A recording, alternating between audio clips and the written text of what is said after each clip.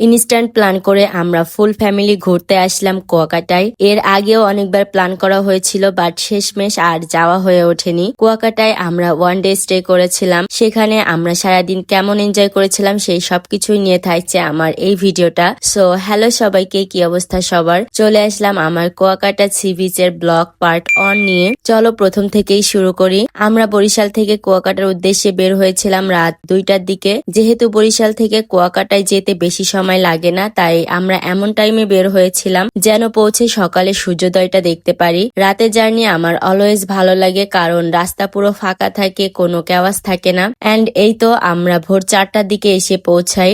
দেন 24 hours এর জন্য আমরা একটা রুম বুক করি। তারপর ফ্রেশ হয়ে আমরা বের হয়ে পড়ি বিচে যাওয়ার জন্য। সেদিন ওয়েদারটা মেঘলা ছিল আর ঝিরিঝিরি বৃষ্টি হচ্ছিল।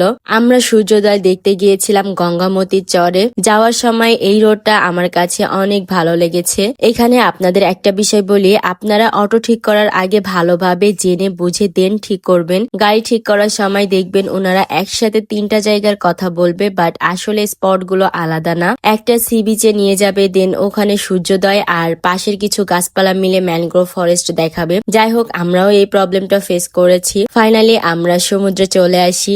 এটা এত সুন্দর একটা জায়গা যেটা বাস্তবে না দেখলে বুঝতেই পারবেন না। প্রথমে আমার অনেক ভয় লাগছিল পানির ভিতর যেতে। সাঁতার জানলেও আমি পানিকে খুব ভয় পাই। এখানে আসার পর আমার আর বাসায় যেতেই মন চাচ্ছিল না। আমার সমুদ্র বরাবরই অনেক বেশি ভালো লাগে। আর কুয়াকাটার সৌন্দর্য এক লাইনে বর্ণনা করে শেষ করার মতো না। মনে হচ্ছিল এখানেই একটা বাসা বানিয়ে আমি থেকে পড়ি। বাট দুঃখের বিষয় হলো আমরা সূর্যোদয়টা দেখতে পারি নাই। মেঘে সূর্য ঢাকা ছিল, কিন্তু এতে আমার বিন্দু পরিমাণও খারাপ লাগেনি। আমি সূর্যোদয় দেখার কথা ভুলে গিয়েছিলাম। পরে যখন দেখছি তখন মামা বলে যে সূর্য দেখা যায়নি। যাই হোক, আমরা এখানে অনেক বেশি মজা করেছিলাম। আর সব থেকে বেশি খুশি হচ্ছিল আমার পিচি সোনা। ও তো ফার্স্টে পানিতে পা দিতেই ভয় পাচ্ছিল, বাট পরে ওকে আর আটকাই রাখতে পারি নাই, শুধু পানির ভিতর দৌড় দেয়। আচ্ছা চলেন এবার আপনাদের ম্যানগ্রোভ ফরেস্টটা দেখাই। এই যে শুকনা গাছগুলো দেখছেন না, এগুলোই হলো ম্যানগ্রোভ ফরেস্ট। আর এর অপোজিটে কিছু গাছ রয়েছে। আমরা এটা দেখার পর লিটারালি একদম চুপ হয়ে গিয়েছিলাম। দেন ভাবলাম এসেছি যখন, এত সুন্দর ম্যানগ্রোভ ফরেস্ট থেকে ঘুরে যাই।